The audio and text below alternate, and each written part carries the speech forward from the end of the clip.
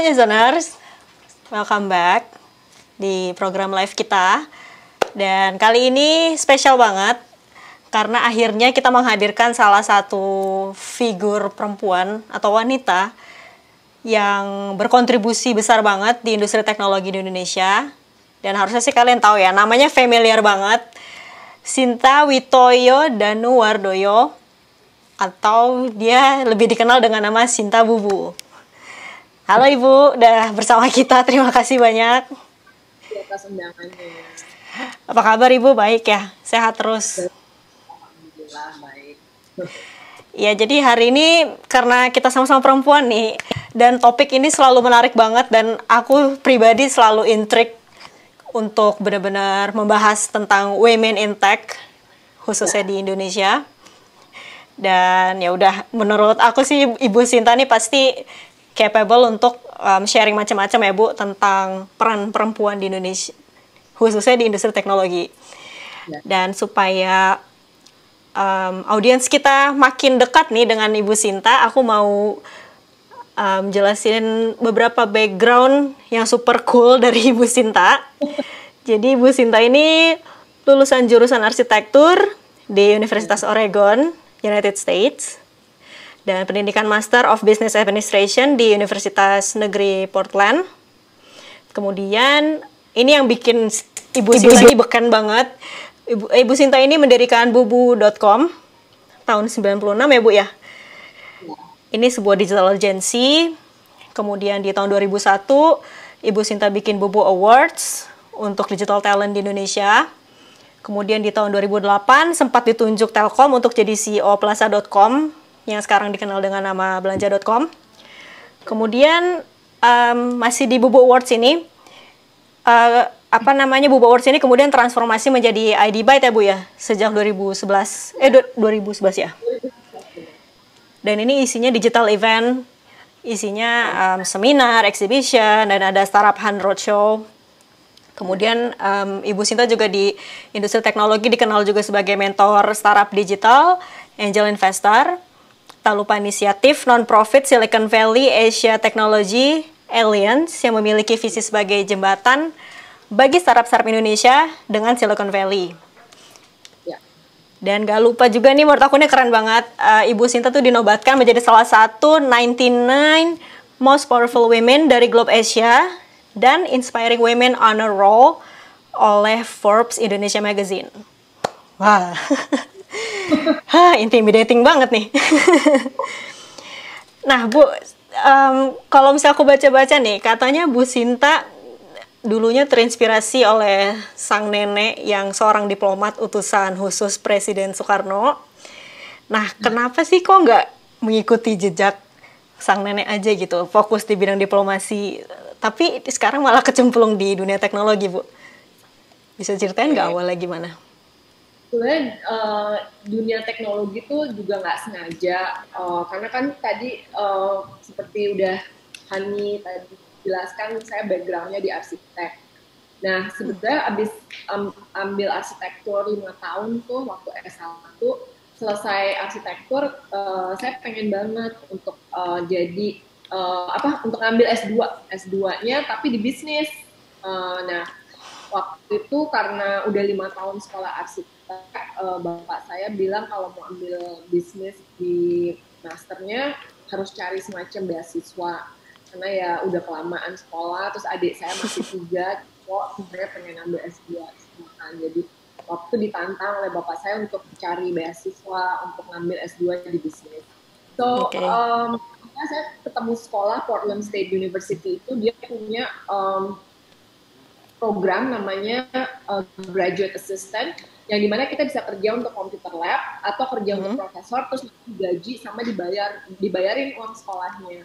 So, I decided pengen kerja untuk computer lab, karena ya kalau di computer lab itu kalau kita kerja untuk 10 jam per minggu, ya benar-benar 10 jam per minggu. Kalau sama profesor kan bisa, kalau dibilang 10 jam bisa jadi 20 jam. Gitu.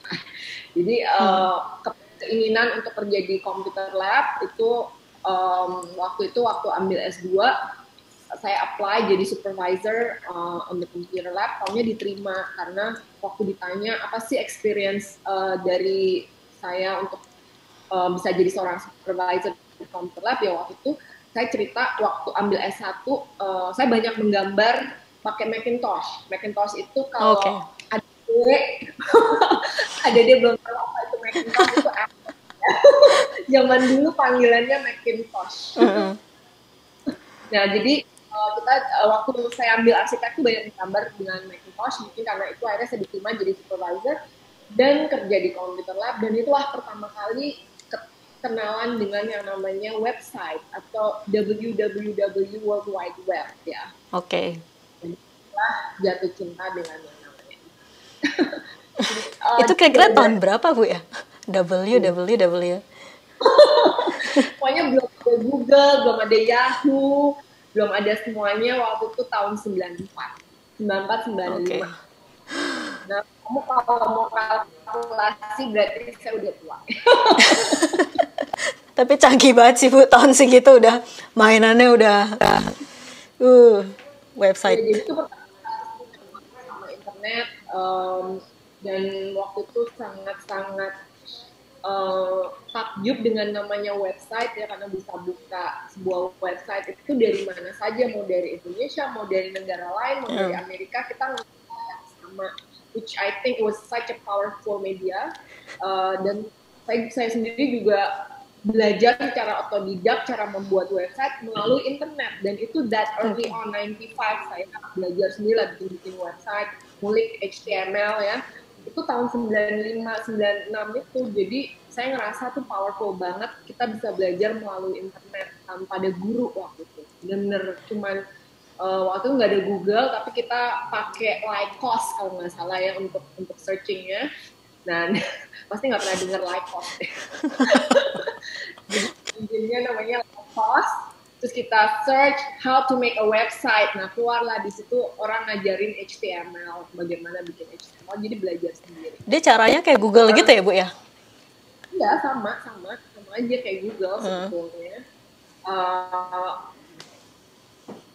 Terus itulah pertama kali saya melihat bahwa internet itu powerful banget ya.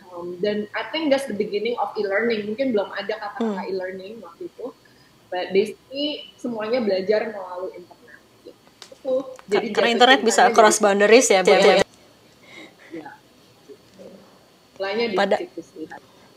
Padahal waktu itu kerja di lab, komputer lab, itu sama sekali nggak ada hubungannya sama apa yang dipelajari pada saat S2 itu ya, Bu ya? S2-nya di bisnis memang nggak ada hubungannya. Kebetulan aja kerja di computer lab dan banyak belajar justru dari anak buah saya, kan waktu kan saya supervisor, saya punya banyak anak buah, majornya di teknologi komputer, jadi saya belajar banyak justru dari mereka. Oke. Terus habis S2 itu langsung balik ke Indonesia nggak, Bu? Ya, habis S2 balik ke Indonesia, kerja dulu 1,5 tahun sama perusahaan consultant management gitu, juga nggak ada hubungannya sama IT, nggak ada hubungannya sama arsitek juga. Jadi kerja, tapi saya ingat setiap pulang dari kantor tuh pasti lari ke depan komputer, ngulik website, terus akhirnya I decided 96 itu untuk quit my job and work full time bangun perusahaan bugu.com. Wow, jadi memang balik ke Indonesia masih ada rasa-rasa interest di teknologi itu sendiri ya, Bu ya? Kayak dilanjutin akhirnya. Dilanjutin, terus ya beraniin diri bikin perusahaan. Waktu itu bikin buku.com, awalnya kita mendesain website. Dan keren banget. Itu kan maksudnya berarti masih di era 90-an, masih in the middle of 90s ya? Belum yang terlalu late 90s gitu. Nah, kalau boleh tahu, Bu Sinta gimana sih memandang perkembangan teknologi atau mungkin perusahaan teknologi di Indonesia yang dulu dan sekarang gitu? Mungkin secara umum dan mungkin perkembangan SDM perempuan pada saat itu gitu. Kayak gimana sih, Bu? Kalau dilihat ya of course beda banget ya dari tahun 96 sama sekarang, yang ya alhamdulillah berbeda banget ya, kalau enggak selama itu ya kita berkembang. Berbedanya in a good way ya, Bu ya? In a good way, definitely. Kalau kita lihat sendiri kan Indonesia kita ada 5 unicorn ya di Indonesia, sedangkan di Asia Tenggara tuh ada 11, total 5 dari Indonesia. So which is that's really good, it's good news for us. Dan kalau kita lihat dari digital economy sendiri ya, kalau berdasarkan risetnya Google dan Temasek itu pertumbuhan dari digital economy yang terbesar memang di Indonesia, karena di 2018 angkanya kita udah 27 miliar US dollar. Miliar US dollar. Mungkin 2025 diproyeksi sampai 100 miliar lebih, setahu saya.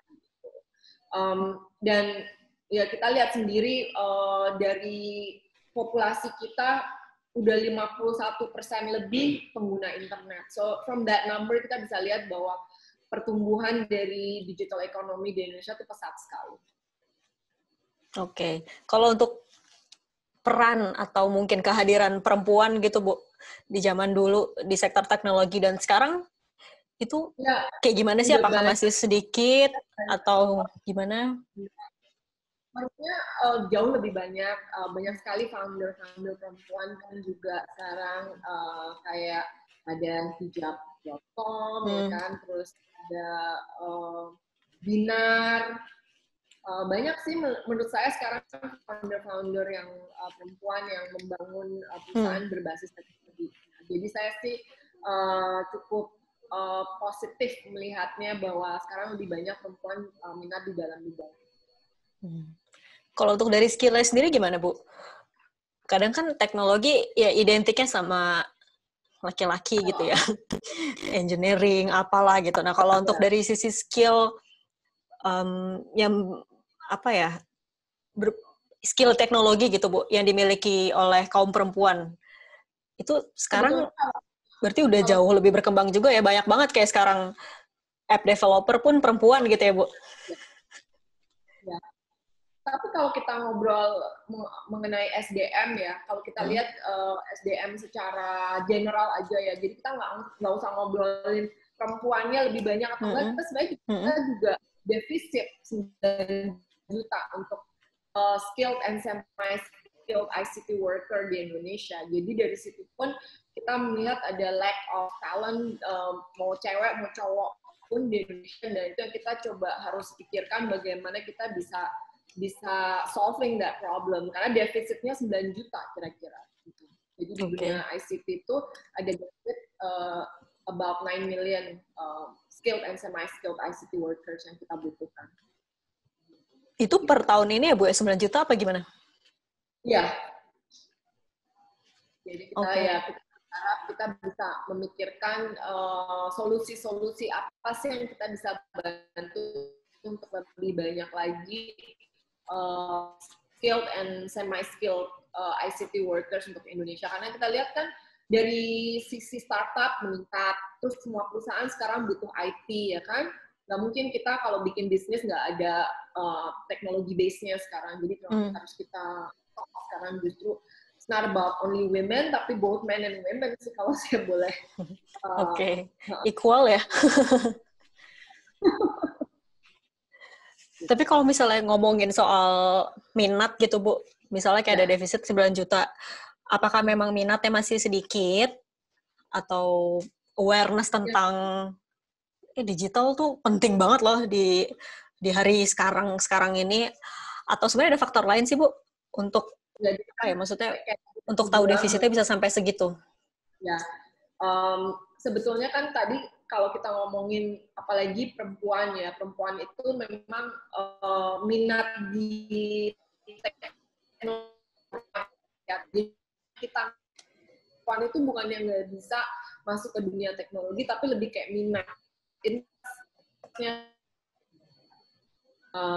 Nah, jadi bagaimana kita bisa mendorong supaya minat lebih banyak lagi untuk perempuan untuk masuk ke dunia teknologi sih, itu sih yang kuncinya. Karena kalau misalnya kita bisa kasih contoh atau be a role model untuk other women untuk bisa masuk ke dunia teknologi, itu definitely membuat mungkin lebih banyak lagi perempuan untuk masuk ke dunia teknologi.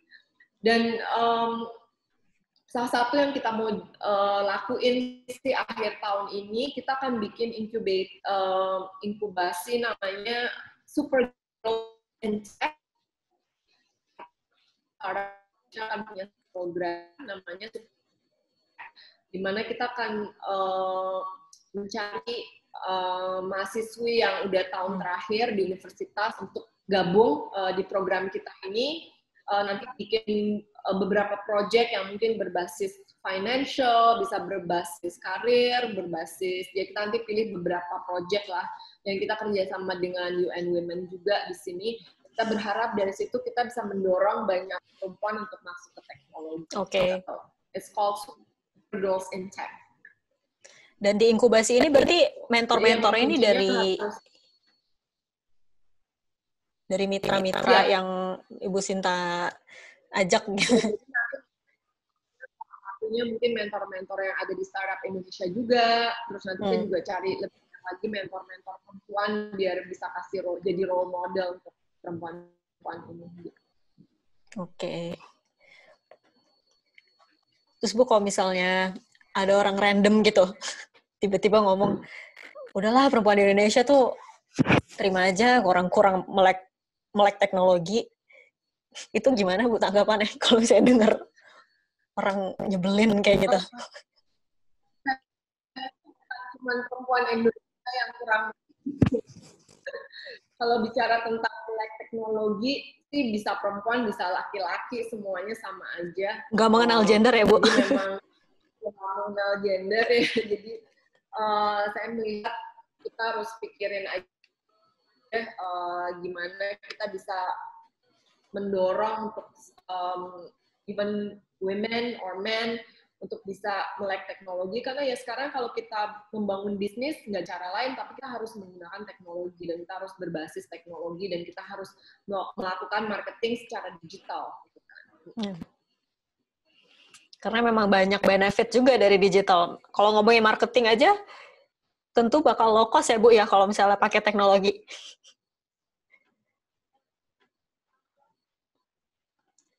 Iya, jauh lebih low cost dan lebih efektif. Apalagi lagi COVID gini, kita kan nggak ada cara lain kecuali menggunakan digital platform ya. Terus ini Bu, kalau misalnya yaudah kita misalnya fokus di perempuan gitu Bu ya, sebenarnya faktor apa yang buat perempuan itu sebenarnya bisa loh lebih beneficial untuk sektor teknologi gitu? Gimana, Hani? Ya, kalau misalnya fokus di perempuannya sendiri gitu Bu, sebenarnya faktor apa yang membuat perempuan ini tuh sebenarnya bisa loh lebih beneficial di sektor teknologi gitu Bu? Ya, sebetulnya kan apalagi kalau perempuan itu, apalagi kalau misalnya dia udah nikah, ya kan dia stay at home biasanya, terus dia juga ngurusin anaknya, ngurusin keluarganya. Sebenarnya menggunakan teknologi, dia tetap bisa menjadi seorang entrepreneur misalnya, dari rumah ya. Dan sekarang juga anyway lagi COVID, semuanya juga dari rumah, gitu kan. Jadi dengan teknologi. Lalu ada lagi nih next question, menarik sih dari Sandi. Bagaimana sih caranya jika ingin memulai jadi angel investor? Apakah uang yang dikelola adalah uang sendiri atau uang orang lain? Kalau angel investor pasti duit sendiri, definitely yang pakai duit orang namanya venture capital ya. Kalau angel ya kita harus pakai uang sendiri. Kita kalau udah menjadi angel itu makanya namanya angel, namanya malaikat ya. Jadi bersayap. Dibanding cuman ya kalau jadi angel tuh akhirnya kita juga harus jadi mentor ke startup tersebut karena ya kita pakai uang sendiri. Terus biasanya sih kalau saya pribadi, kalau saya memilih sebuah usaha sebelum invest untuk menjadi seorang angel investor, yang saya lihat justru co-foundersnya, apakah si co-founders atau foundernya dari perusahaan ini benar-benar seorang entrepreneur, karena at the end of the day yang kita invest adalah orangnya, bukan perusahaannya saja, karena perusahaan produknya sendiri bisa berubah anytime, tapi kita harus benar-benar invest pada si startup, ke co-founder, si foundernya, di entrepreneurnya lah yang kita invest. Jadi memang untuk menjadi seorang angel investor, selain memang punya uang gitu ya, dia juga harus mengerti landscape ekosistem startup itu sendiri dan juga mau mengenal startup dan juga para apa istilahnya personalnya itu ya. Ya, karena kita pasti akhirnya investnya ke orang-orangnya. Karena bisa aja nih, pertama awalnya dia bisnisnya ini, terus tiba-tiba dia harus pivot, harus berubah bisnis karena lagi COVID, ya. Ya akhirnya kan yang kita lihat entrepreneurnya bisa nggak? Dia cepat berubah menjadi sesuatu yang bisa menjalankan perusahaannya. Oke. Saat ini startup apa aja sih, Bu, yang udah dibantu gitu?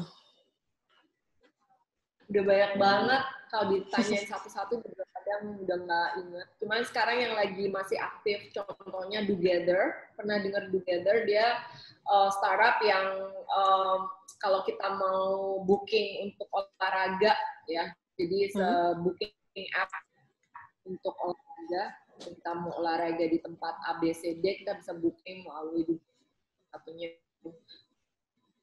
Yang lainnya ada Kato, terus ada Catfish dari Surabaya. Ya lumayan udah banyak sih kalau disebutin satu-satu. Intinya banyak ya? Puluhan, Bu?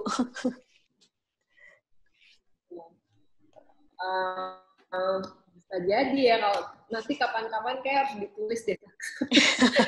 Lumayan, Bu. Ini masih berkaitan sama angel investor, kayaknya pada penasaran nih yang nonton. Dari Siti Sarifah. Jadi angel investor di tengah pandemi, bagaimana memilah perusahaan yang layak untuk disuntikan dananya atau tidak? Lalu bagaimana menjaga startup-startup asuhan agar tidak terdampak pandemi terlalu dalam? Pandemi, oke. Sebetulnya kebetulan contohnya tadi seperti Together ya. Together tuh awalnya kita booking aplikasi bookingan untuk tempat-tempat olahraga. Ya contohnya kan ada tempat olahraga untuk boxing, zumba, yoga dan lain-lain. Waktu dia, jadi untungnya nih sebelum pandemi saya udah sempat bilang sama Together, coba pikirin kalau misal kamu bikin si Together ini tidak tergantung harus dengan tempat olahraga secara fisikal ya. Jadi kita harus pikirin gimana kita bisa online, semuanya online gitu, 100% online. Jadi saya minta tetap offline jalan tapi juga dipikirin online-nya. Nah, itu kebetulan udah saya kasih tahu sebelum pandemi. Jadi dia udah mulai nyiapin tuh. Dia dibikin online classes juga, selain harus booking di tempat dan pergi ke tempat fisikalnya. Nah, karena itu udah disiapin, jadi pas pandemi, dia udah siap. Justru jadi akhirnya jadi online semua nih, tiba-tiba, karena ada COVID ini. Nah, itu salah satu yang bisa kita lakukan kalau kita punya startup yang berbasis teknologi. Kita harus mikirin dari awal bagaimana ini bisa 100% jalan online tanpa harus depend sama yang hal-hal yang harus fisikal gitu, yang harus datang ke tempatnya, harus booking ke tempatnya. Nah, kalau ditanya gimana cara milihnya, saya tadi seperti saya udah katakan, saya milih justru ke entrepreneurnya. Di end of the day kita invest di entrepreneur. Entrepreneurnya benar-benar seorang entrepreneur yang benar-benar tahan banting. Ya, tahan banting means dia nggak boleh gampang stres terus langsung give up. That's one of it ya. Kita jadi harus tanya whether dia memang punya passion with what they're doing. Jadi saya lihat passion enough nggak apa yang dia jalani. Lebih ke situ akhirnya the cara kita milih investment gitu. Oke. Biasanya butuh waktu lama nggak sih, Bu, untuk benar-benar mengenal si foundernya ini? Sebetulnya aku sendiri udah 24 tahun menjadi seorang entrepreneur, akhirnya bisa kayak duduk sama startup yang saya duduk mungkin 2-3 kali, saya udah bisa tahu nih anak memang benar seorang entrepreneur atau dia pengen ikut-ikutan aja mau jadi startup gitu sih. Jadi nggak terlalu lama harusnya. Oke.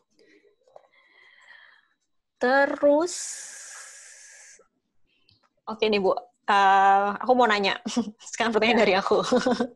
Selama menggeluti industri teknologi, menurut Bu Sinta tuh gimana sih peran pemerintah dalam memajukan ya perempuan sih di industri ini? Sebetulnya kalau dari pemerintah sendiri dari sisi teknologi dia lumayan udah banyak kebijakan-kebijakan yang cukup suportif ya. Kalau kita ngeliat untuk wanita in general, nggak usah ngomongin dari sisi teknologi lah. Kita lihat di perusahaan kan juga wanita udah ada treatment special untuk maternity leave, pregnancy leave ya, and all that. Cuman saya sih melihatnya karena saya dari awal bisa dibilang saya nggak terlalu melihat antara bedanya perempuan sama laki-laki karena kita semua harusnya aja ya bisa mengerjakan apa yang laki-laki kerjakan gitu. Jadi saya lebih percaya dari sisi yang kata-katanya tuh meritocracy. Jadi based on how good are you, like you deserve gitu. Itu sih di situ. Dan saya sih pemerintah cukup mendukung untuk lebih banyak lagi perempuan juga untuk masuk ke teknologi karena saya lihat kayak di Kominfo ada program-program yang hanya untuk perempuan belajar untuk programming ya juga di waktu itu Parekraf ya dan lain-lain.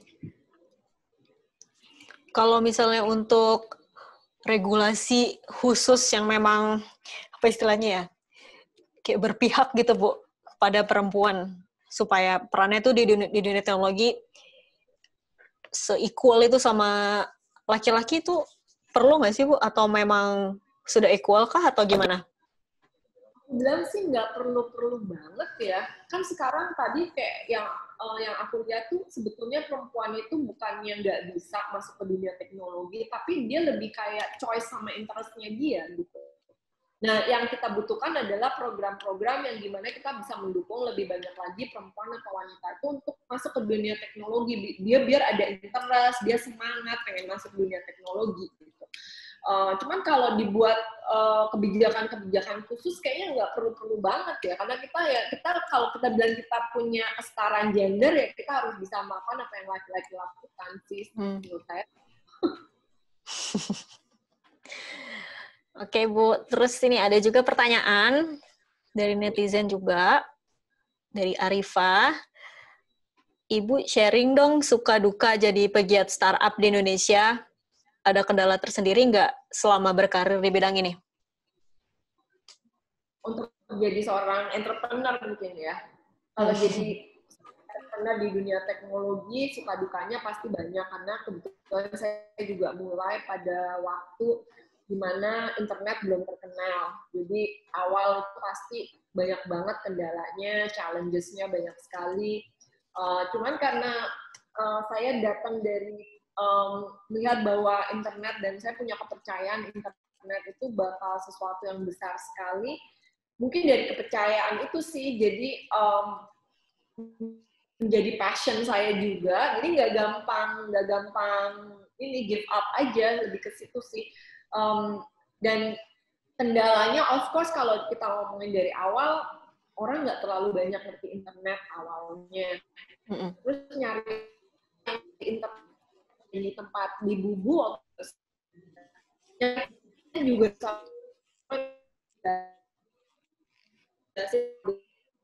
bikin website. Orang website. So kendala sih banyak banget. Dan problemnya dengan saya itu, saya selalu kepagian. Sedangkan kalau kita berbisnis, kita harus on time. Jadi kalau kita bisa on time, kita bisa make money. Cuman kalau kepagian, ya itu kepagian aja terus. Bikin plaza.com kepagian, bikin venture capital kepagian, belum ada startup udah bikin venture capital gitu. Jadi nggak, you don't really make the money. Terlalu early. Bukan berarti too early, tapi bukan berarti itu juga failure ya. Menurut saya tuh justru kita banyak belajar dari situ. So it becomes like your investment for the future. Ya. Kalau misalnya kayak yang terlalu kepagian tadi itu, maksudnya gini, Bu Sinta nyadar, kayak gue kepagian nih, kayaknya gue kecepatan nih untuk bikin kayak gini? Apakah memang sebelumnya sudah melakukan market research dulu atau gimana? Awalnya lebih kayak kepercayaan aja gitu, like I believe it will happen gitu. Jadi mungkin ya itu sih, kalau kita menjadi seorang pionir akhirnya ya itu pikirnya udah kejauhan, terus kadang memang udah nggak tepat waktu kepagian, cuman nggak apa-apa juga sih, kita banyak belajar dari situ. Dan akhirnya jadi ngerti dan lebih bisa tepat waktu. Kayak sekarang nih, akhirnya tahun lalu kita mulai masuk ke dunia e-sport ya, atau gaming, which is itu tepat waktu banget karena tahunnya sekarang pandemi, akhirnya semua orang main game, ya kan? Iya, momentum itu, banget. Itu nggak sengaja, bukannya kita udah tahu mau pandemi terus kita masuk ke e-sport, nggak kayak gitu juga. Jadi waktu itu saya udah kayak belajar bahwa saya ngeliat nih kayaknya semua orang main game, dan di Indonesia tuh ada 90 juta gamers, setengahnya 40% itu perempuan. Jadi makanya tahun lalu kita bikin turnamen untuk perempuan juga, where we did one of the biggest women tournament on PUBG Mobile, yang dimana kita kasih prize pool-nya sama dengan cowok, which is nggak pernah kejadian even di dunia. Jadi di prize pool sama, karena prize pool di dunia e-sport tuh gede sekali ya dibanding sport-sport lain. Jadi kayak kemarin kita prize pool-nya di 290 juta kalau nggak salah.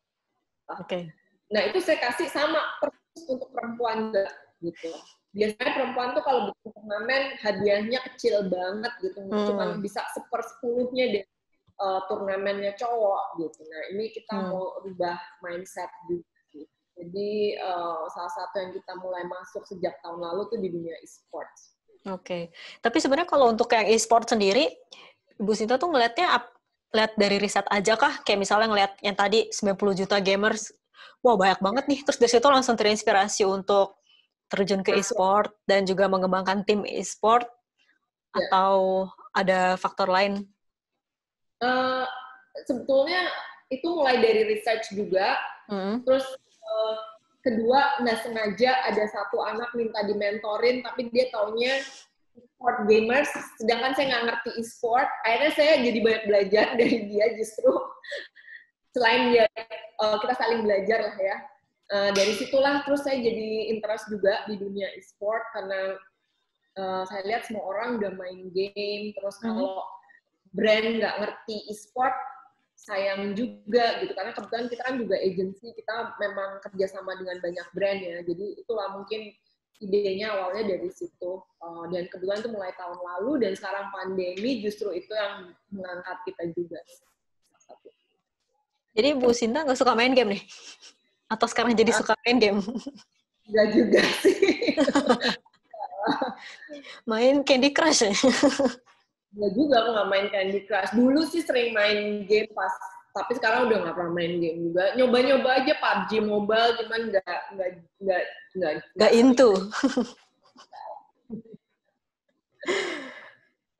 Berarti kalau untuk di tahun sekarang, project e-sportnya kayak gimana, Bu? Kalau tahun lalu kan ada turnamen. Ya, kalau sekarang tuh juga kita ada turnamen akhir tahun, karena kita udah e-sport tournament, which is tingkat jadi best tournament ya. Nanti kita adain lagi akhir tahun. Terus kita juga kerjasama dengan beberapa brand untuk membantu mereka masuk ke dunia e-sport. Dan kebetulan saya juga punya satu investment di tim e-sport namanya Morph Team. Itu tim yang berpartner saya di situ Reza Arab. Ya. Oke. Jadi lumayan seru sih e-sportnya, anak-anak muda sih.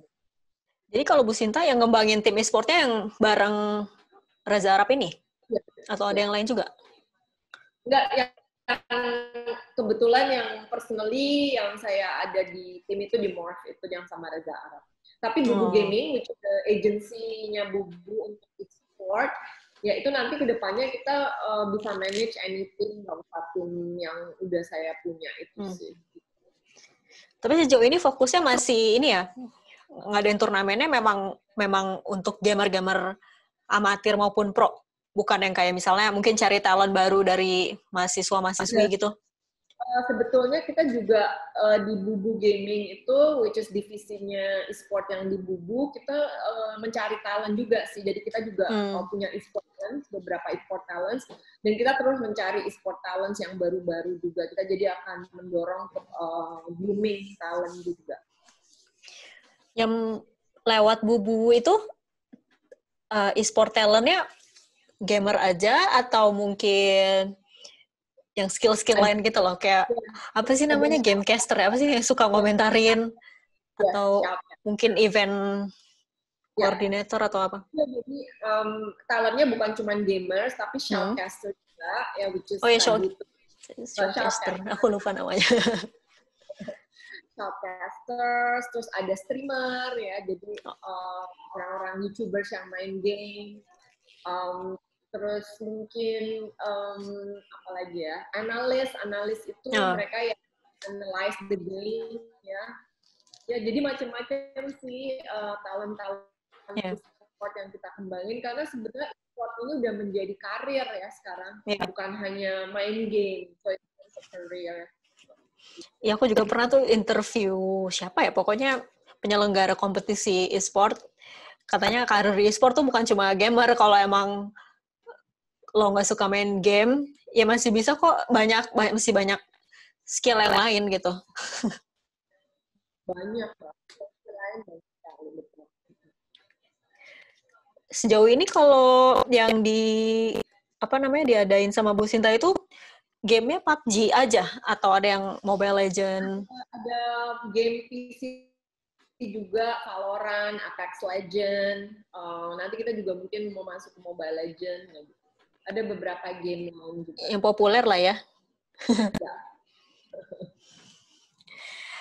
Oke, Ibu, nih balik lagi ada pertanyaan netizen dari Fauzan Jamaluddin.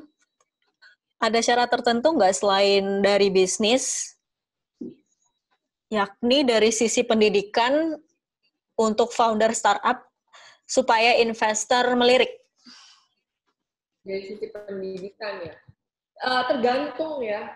Jadi of course kita kalau invest on a startup kan tadi kita lihat dari sisi foundernya, justru kita lihat background-nya. Background itu nggak necessarily harus dari pendidikan aja, tapi kita lihat apakah dia memang punya passion dengan yang dia jalankan. Apakah dia ngerti bisnis yang dia jalankan. Misalnya kalau ada yang, misalnya mungkin yang jebolan dari plaza.com atau belanja.com, tiba-tiba dia bikin startup yang berhubungan dengan e-commerce, mungkin dari sisi logistiknya, dari apa, nah itu a big plus untuk investor, karena dia melihat bahwa ini si founder ini udah pernah megang perusahaan yang mirip-mirip. Itu sih. Education ya kita lihat juga, cuma saya kalau pribadi saya lebih mentingin dia udah pernah melakukan apa nih sebelum bangun startupnya. Jadi bisa ngeliat dari experience sebelum-sebelumnya juga, Bu, ya? Iya. Ya. Terus ada juga yang nanya dari Ajeng, kenapa lebih memilih menjadi angel investor? Apakah lebih menguntungkan dari sisi revenue? Enggak juga, karena investor itu justru banyak nggak dapat uangnya. Cuman kalau saya memang niatnya untuk membantu, untuk juga mentorin beberapa startup itu. Jadi kalau saya masukin uang, pasti saya harus jadi mentor untuk startup itu. Dan mungkin lebih fleksibelnya karena itu uang saya. Kalau misalnya startupnya gagal, ya saya nggak usah responsible untuk investor lain gitu ya, itu duit saya yang hilang gitu aja sih. Jadi lebih ke kadang suka gambling gitu nggak sih, Bu? Pasti gambling, apalagi startup ini kan pemula ya kebanyakan, jadi kebanyakannya besar. Cuma pasti nanti ada satu startup yang mungkin bisa nutupin dari startup yang kemarin udah meninggal dunia. Jadi ini harapannya nanti ada satu startup yang bisa jadi besar. Oke. Ada satu pertanyaan lagi, ini aku penasaran sih sama jawabannya. cara mengatur work-life balance itu gimana? Bagaimanapun wanita akan jadi seorang ibu atau istri untuk keluarganya. Kebetulan aku sendiri seorang istri dan ibu dari 2 anak perempuan. Work-life balance is not easy, tapi itu memang kuncinya kalau mau sukses menjalankan semua, kita harus bisa coba untuk bisa work-life balance, which is nggak gampang mas sekali. Ya akhirnya sekarang paling kerja, pulang, terus kalau udah di rumah nggak terlalu mikirin kerjaan kali, walaupun nggak gampang-gampang juga. Tapi at weekend ya, kita weekend bisa make time for our family, jadi nanti akhirnya menjadi quality over quantity gitu. Terus kita ngomongin cuma sama keluarga, kalau kita ngomongin work-life balance, kita juga harus jadi seorang teman yang baik untuk teman-teman kita, ya kan, ada social life juga. Jadi ya banyak sih kalau kita ngomongin work-life balance, means like you have to be able to balance dari social life, family life, work life, sama juga spiritual life juga. Jadi itu sih kita coba balance aja. Jadi it's a must ya? Bukan berarti kayak workaholic udah langsung lupa sama yang lainnya gitu. Kalau misalnya cuma kerja juga akhirnya belum tentu yang kita inginkan juga bisa berhasil, karena menurut saya akhirnya kalau misalnya mau semuanya bisa kejadian tuh kita harus bisa balancing aja sih semuanya, which is nggak gampang, cuman it's always a learning process and working progress juga. Mati lagi. 2 kali nanya tentang weekend, koneksinya langsung mati. Kan nggak boleh nanya weekend berarti. Ya makanya. Langsung nanya cepet nih.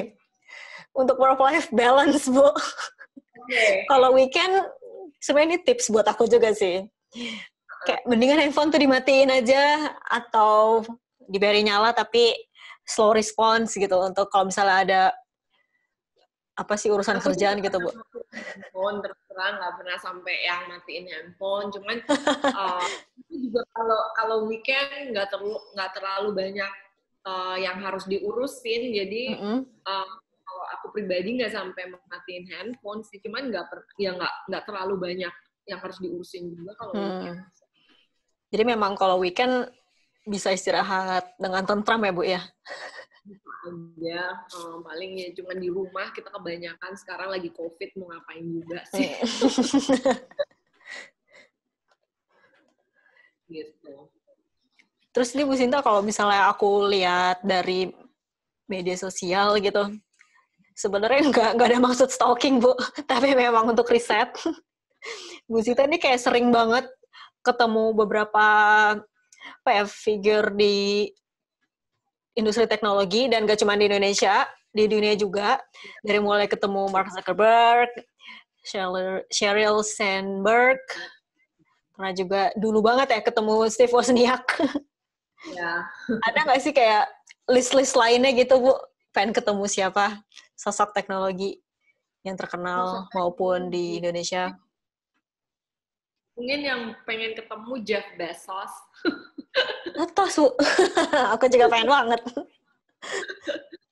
Iya, terus mungkin Tesla Boy. Elon Musk. Elon Musk. Cuman kalau wishlistnya aku pengen ketemu Oprah Winfrey. Wow. Gitu. Terus ini Bu, kalau dalam 5 atau 10 tahun ke depan, kira-kira gimana prediksi atau mungkin harapan dari Bu Sinta terhadap peran perempuan di industri teknologi Indonesia? Ya, aku pengennya sih lebih banyak founders atau co-founders dari startup yang berbasis teknologi itu perempuan di Indonesia, karena anyway sekarang perempuan juga udah banyak bikin perusahaan, cuman bagaimana perusahaan-perusahaan itu bisa dilengkapi dengan teknologi, jadi bisa menjadi perusahaan-perusahaan yang berbasis teknologi. Ya makanya itu sebetulnya bukannya nggak bisa, tapi lebih kita harus bangun interest untuk perempuan untuk masuk ke dunia teknologi, lebih ke situ sih aku lihat. Hopefully nanti lebih banyak lagi perempuan Indonesia yang memang membangun startupnya berbasis teknologi gitu. Oke. Amin, semoga bakal banyak wajah-wajah baru ya di industri teknologi khususnya startup. Ya. Oke, ini bukan waktu udah mau habis, mau ada last question, Bu. Jadi kan biasanya semua orang punya goals, punya mimpi gitu. Nah, saat ini apa yang menjadi target atau mimpi Bu Sinta yang belum tercapai? Sebetulnya misi visinya sekarang sih bagaimana bisa membantu banyak anak-anak muda Indonesia menjadi pemain global juga gitu. Jadi sekarang ini kalau kita bicara tentang Indonesia, kebanyakan kita hanya market ya, kita hanya market aja untuk banyak brand, banyak produk. Nah, bagaimana kita bukan hanya menjadi market, tapi kita juga menjadi player di dunia gitu. Oke. Semoga terwujud dan can't wait to see what's next. Oke, Bu Sinta, waktunya udah habis. Terima kasih banyak atas waktunya. Semoga ada waktu lain untuk kita sharing-sharing dan chit-chat seru kayak gini. Stay safe ya, Bu. Gitu, bye-bye. Oke, thank you so much. Sampai ketemu lagi, userners. Nantikan terus program live kita berikutnya kayak gimana. Jangan lupa subscribe Uzon ID supaya nggak ketinggalan video-video terbaru kita. So, see you guys!